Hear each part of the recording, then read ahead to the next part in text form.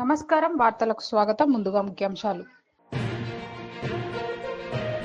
ఇఫ్తార్ విందులో పాల్గొన్న ఎమ్మెల్సీ విజయశాంతి.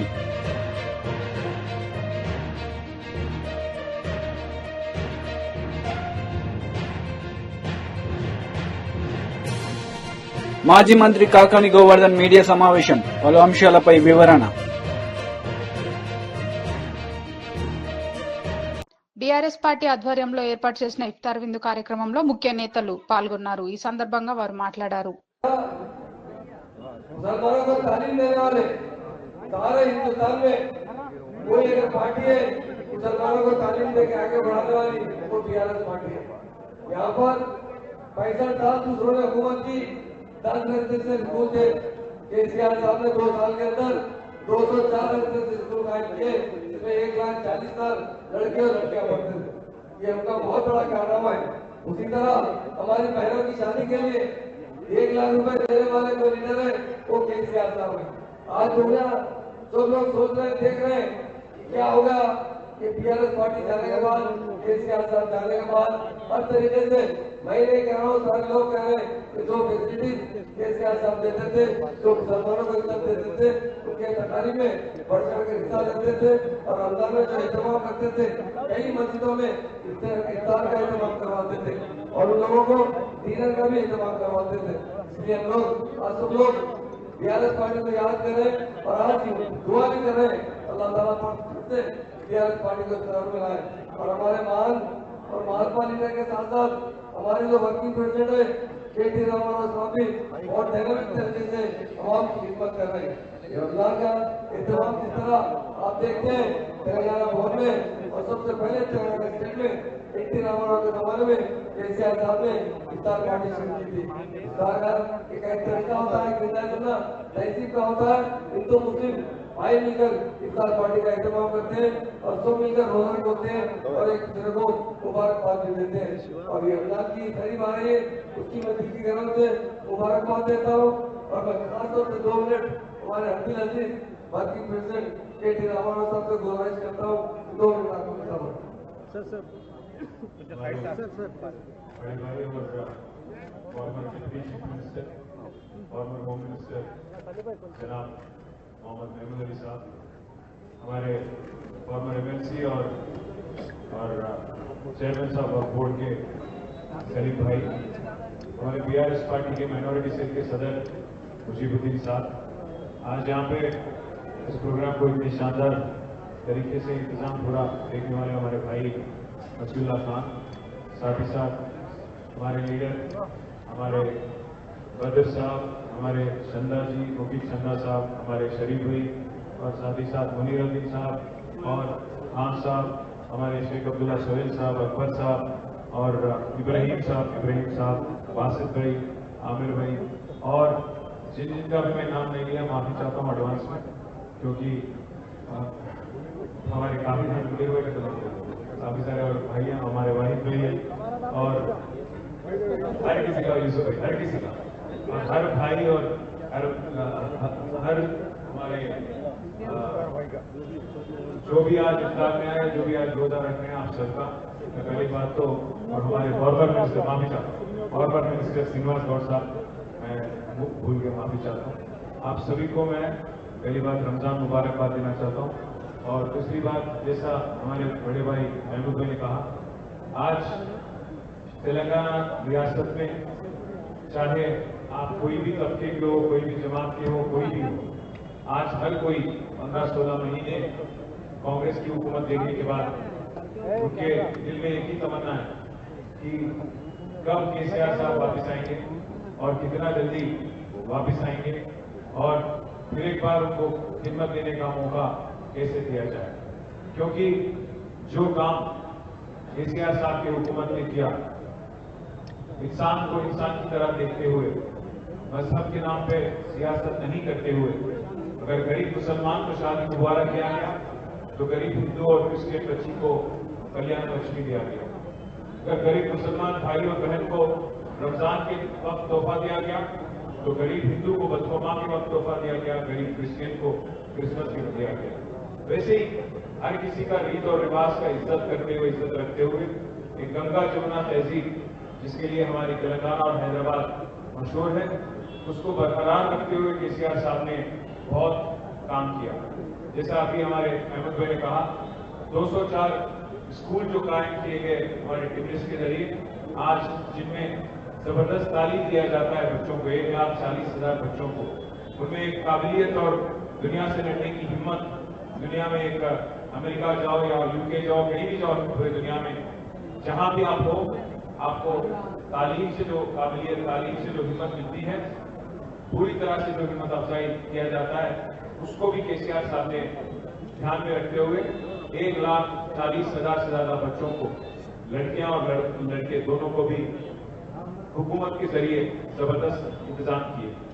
आज ना रमजान तोहफा है, रमजान में गरीब मुसलमान को तोहफा मिलता है, ना एक मुसलमान मिनिस्टर है, जो एक रिप्रेजेंटेटिव है गवर्नमेंट में। ये पहली बार है हिंदुस्तान में आजादी के बाद, जहां कहीं भी कांग्रेस की हुकूमत थी, इससे पहले हमेशा मिनिस्टर थे, रिप्रेजेंटेटिव थे, और आज पहली बार 75 साल बाद हिंदुस्तान में कांग्रेस गवर्नमेंट ऐसी है जहां पे एक भी मुसलमान आज मिनिस्टर नहीं बन पा रहे। मैं उम्मीद करता हूं कि आज दिल्ली में जो लीडरशिप है कांग्रेस पार्टी की, वो कुछ ना कुछ करेगी। मैं सुन रहा हूं कि 4-5 दिन में फिर एक बार कैबिनेट एक्सपेंशन हो सकता है, अभी असेंबली में भी बात चल रही है। रमजान के बाद शायद ये काम भी करेगी हुकूमत, और मैं उम्मीद करता हूं कि जो वादा किया गया माइनॉरिटी डिक्लेरेशन, 4-5 हजार करोड़ की बजट की, और बाकी जितने भी वादे किए गए, 101 तोला सोने देने की, सोना देने की, और बाकी जितने भी वादे किए गए, माइनॉरिटी कॉर्पोरेशन के वास्ते भी काफी सारे वादे किए गए थे, एक सबका पूरी तरह से अमलावरी होगा। और जब तक अमल नहीं करेंगे कांग्रेस की हुकूमत, हम पीछे पड़ेंगे। काउंसिल में, असेंबली में, बाहर भी, आवाम के सामने भी हमारी जिद्दोजहद आपके लिए जारी रहेगी। उम्मीद करता हूं कि माह रमजान महीने के बाद फिर एक बार केसीआर साहब से हम सब लोग कंसल्ट करके एक जबरदस्त प्रोटेस्ट भी प्लान करेंगे आपके लिए, और उम्मीद है कि कांग्रेस की हुकूमत जो वादा करी निभाने की कोशिश करेगी। अगर नहीं करेगी तो हम पूरी तरह से आपके साथ देके जिद्दोजहद करेंगे। आप सबका शुक्रिया। आप सबका थैंक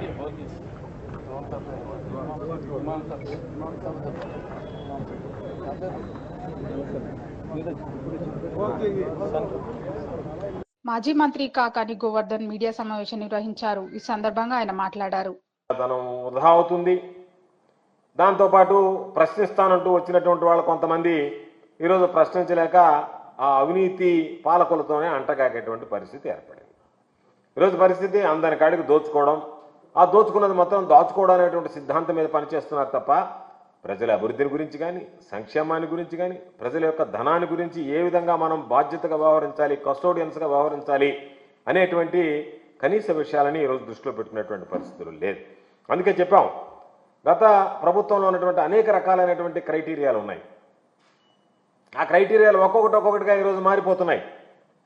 సిండికేట్ అవ్వాలి, అధిక ధరలకి కాంట్రాక్టులు కట్టబెట్టాలి, ఆ విధంగా ఏ పద్ధతిన దానిని అవలంబించడానికి మార్గాలు సుగమం చేయాలనేటువంటి దాని మీద దృష్టి పెడుతున్నాయి తప్ప, గతంలో ఈ రాష్ట్రంలో ఈ దేశంలోనే ఒక అత్యున్నతమైనటువంటి కాంట్రాక్టింగ్ విధానాన్ని జగన్మోహన్ రెడ్డి గారు తీసుకొచ్చారు.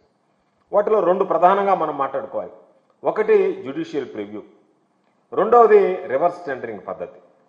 ఈ రెండింటిని కూడా చంద్రబాబు నాయుడు ప్రభుత్వం రాగానే ఏదైతే ప్రజాధనం దుర్వినియోగం కాకుండా ప్రజాధనాన్ని కాపాడడానికి, కాంట్రాక్టుల మధ్య పోటీతత్వం నెలకొల్పడానికి, రింగు కాకుండా అవినీతికి పాల్పడకుండా ఉండడానికి జగన్మోహన్ రెడ్డి గారు ప్రభుత్వంలో తీసుకొచ్చినటువంటి జ్యుడిషియల్ ప్రివ్యూ ఏదైతే ఉందో దానిని అటకెక్కించారు. రివర్స్ టెండరింగ్ పద్ధతికి నీరుగార్చారు. వీటి రెంటికి సంబంధించి రద్దు చేసి గతంలో ఉన్నటువంటి మొబిలైజేషన్ అడ్వాన్స్ అంటే ఏంటి? కాంట్రాక్టుగా కుడి చేత్తో ఇవ్వడం, ఎడం చేత్తో తీసుకోవడం కమిషన్. ఆ పద్ధతిని మరలా గతంలో లేనటువంటి పద్ధతిని మరలా ఈరోజు తీసుకురావడం జరిగింది. ఈరోజు ఒకసారి చూద్దాం, అమరావతి భూములకు సంబంధించి ఏం జరిగింది. రాజధాని, ఆ రోజు ప్రతిపక్షంలో శాసనసభ్యులుగా ఉన్నాం మేము. అసెంబ్లీలో చంద్రబాబు నాయుడు గారు పలానా దగ్గర నిజమితంగా ప్రకటించకముందే అనేక పత్రికల్లో లీక్ వచ్చాయి. ఇదిగో ఇక్కడ రాజధాని వస్తుంది, అక్కడ రాజధాని వస్తుంది. పాప అమాయకులందరూ ఆ చుట్టుపక్కల ఉండేటువంటి పొలాలన్నీ కొన్నారు. ఒక పక్క వ్యాపారస్తులు, రియల్టర్ల దృష్టి మరలిచ్చి మరో ప్రక్క ఎక్కడైతే మీరు అమరావతి పెట్టాలనుకున్నారో అక్కడ ఇన్సైడర్ ట్రేడింగ్ ప్రారంభించి అక్కడ ఉన్నటువంటి వాళ్ళని, నీకు సంబంధించినటువంటి వాళ్ళు, ప్రభుత్వంలో ఉన్నటువంటి వాళ్ళు, పాలకులు నేరుగా వాళ్ళకి సన్నిహితులు, శ్రేయోభిలాషులు, బంధువులు అందరికీ ఎక్కడ అమరావతి అనేటువంటిది వస్తుందో చెప్పి వాళ్ళ ద్వారా భూములు కొనిచ్చి ఈరోజు ఆ భూములకు సంబంధించి, ఆ రాజధాని ప్రాంతంలో భూములకు సంబంధించి ఈరోజు ఒక్కసారి చూస్తే ఆ రోజు కొన్నటువంటి భూముల విలువ ఈరోజు అక్కడే అమరావతి ఏర్పాటు చేశారు. చెప్పడానికేమో రకరకాలుగా చెప్పారు, ఒక లీకులు ఇచ్చారు, తర్వాత ఒక ప్రదేశాన్ని ఎంపిక చేశారు, ఆ ఎంపిక చేసినటువంటి ప్రదేశాన్ని మీకు సంబంధించినటువంటి వ్యక్తులకు ముందుగా చెప్పారు, వాళ్ళ చేత భూములు కొనిపించారు. ఈరోజు దాదాపుగా 100 రెట్లు ఈరోజు అక్కడ ఉన్నటువంటి భూముల రేట్లు పెరిగాయి. అంటే మీకు సంబంధించినటువంటి ప్రతి ఒక్కరు కూడా కుబేరులుగా మారిపోయారు మీరు తీసుకున్నటువంటి నిర్ణయం వల్ల. ఈరోజు ఒక్కసారి చూస్తే పాపం ఆ లబ్ధి అక్కడ ఉన్నటువంటి రైతులు కలగలేదు. ఎందుకంటే వాళ్ళు భూములన్నీ కొనేసుకున్నారు, చౌకగా కారు చౌక కొనేదే పాపం కొట్టేశారు, కొన్ని కొనేశారు, కొన్ని లాగేసుకున్నారు, కొన్ని బెదిరించి బ్లాక్మెయిల్ చేసి పీకేసుకున్నారు, రకరకాలైనటువంటివి చేసినారు. ఆ లబ్ధి రైతులకు జరగలేదు. కానీ పాపం అక్కడ తరతరాలుగా కనిపెట్టుకున్న ఆ భూమిని నమ్ముకున్నటువంటి వ్యక్తులకి ఈరోజు మాత్రం ఆ లబ్ధిని తెలుగుదేశం పార్టీ 2014-19లో ఎవరైతే ఆ రోజు పాలకులు ఉన్నారో వాళ్ళకి సంబంధించినటువంటి వాళ్ళ యొక్క ఆలోచన ప్రకారం వాళ్ళు ఎవరికైతే కట్టబెట్టాలో, ఎవరికైతే అధిక ఆదాయం అప్పచెప్పాలనుకున్నారో వాళ్ళందరికీ కూడా అవన్నీ అప్పచెప్పి దాదాపుగా ఈరోజు 100 రెట్లు పైన ఆ భూములు పెరిగి వాళ్ళు కుబేరులుగా మారిపోయేటువంటి పరిస్థితి ఏర్పడింది.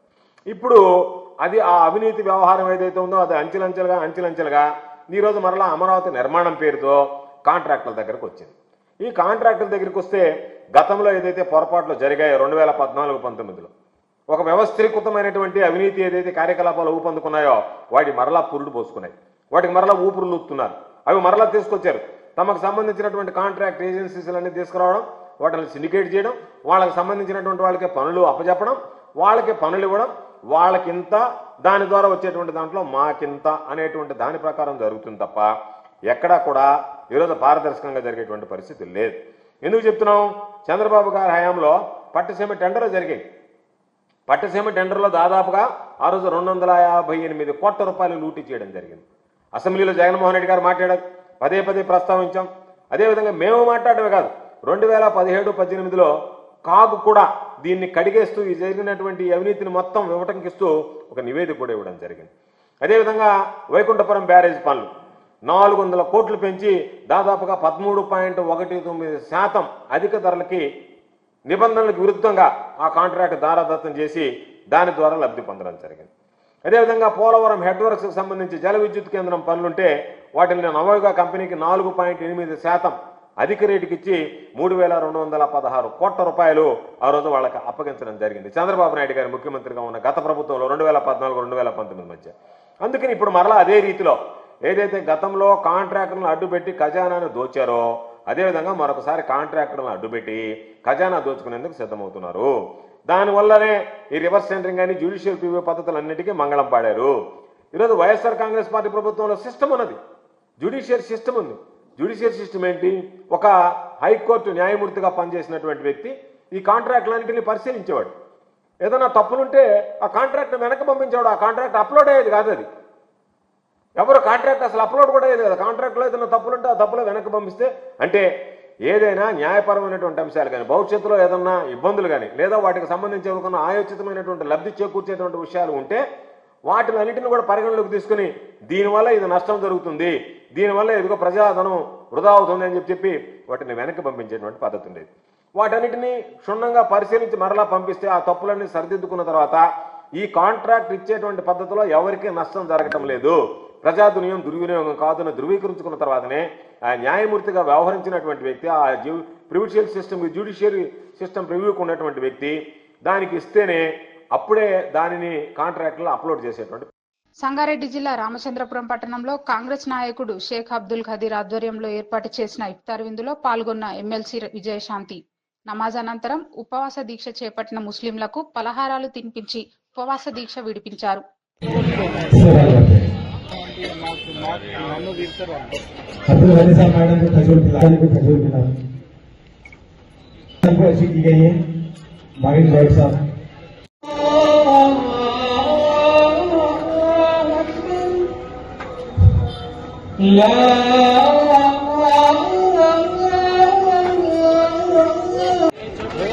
जो तेलंगाना हमारे बीच हमारे साथ इफ्तार के लिए आए हैं।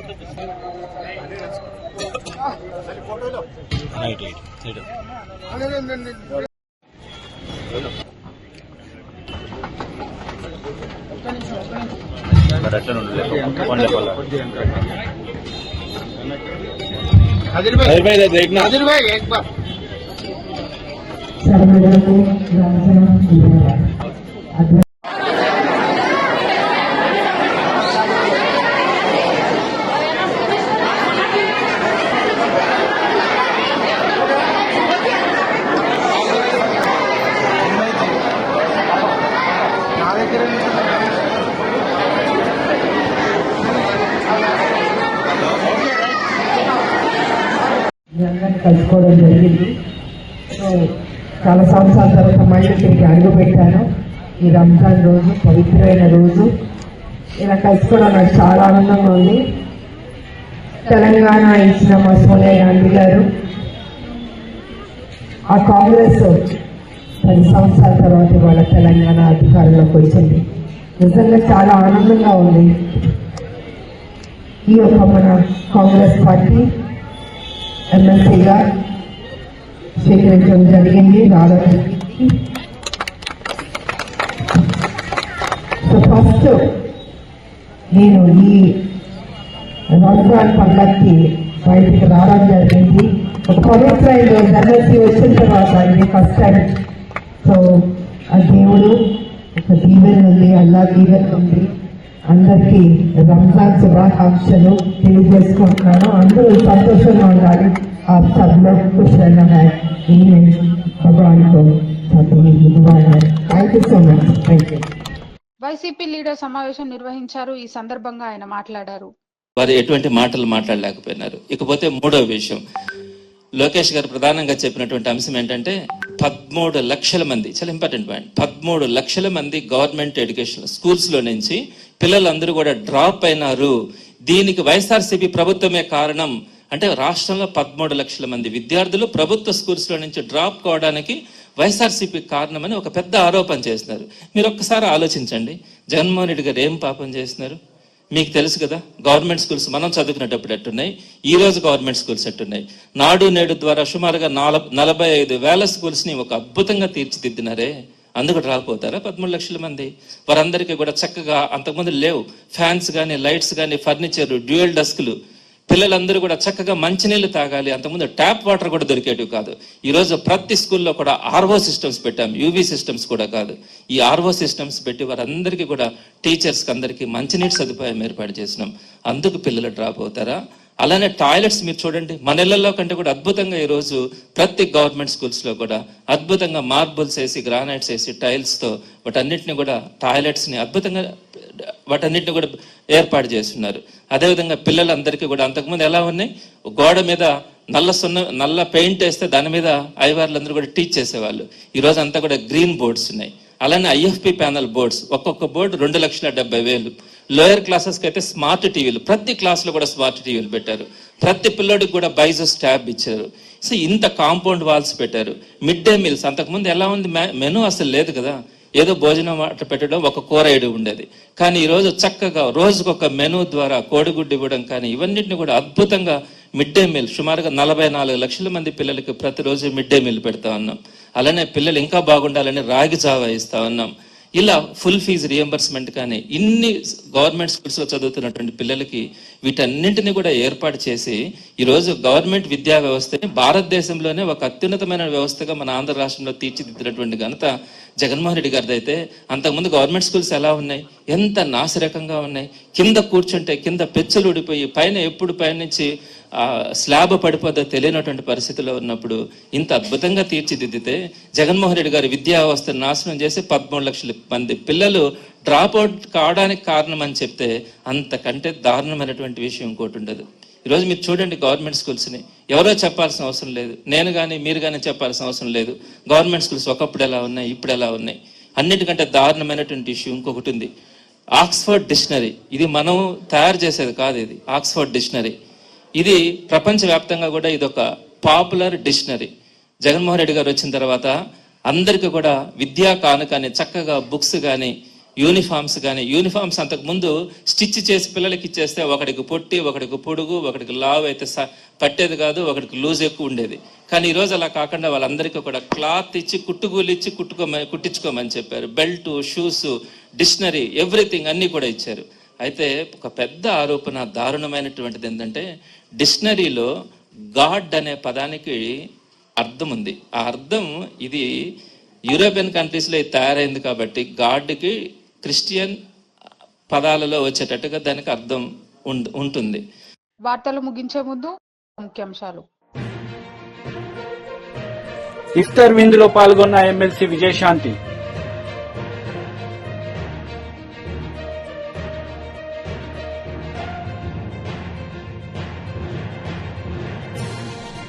మాజీ మంత్రి కాకాని గోవర్ధన్ మీడియా సమావేశం, పలు అంశాలపై వివరణ. ఈ వార్తలు ఇంతటితో సమాప్తం. తిరిగి ప్రసారమయ్యే వార్తల్లో మళ్ళీ కలుద్దాం. అంతవరకు సెలవు. నమస్తే.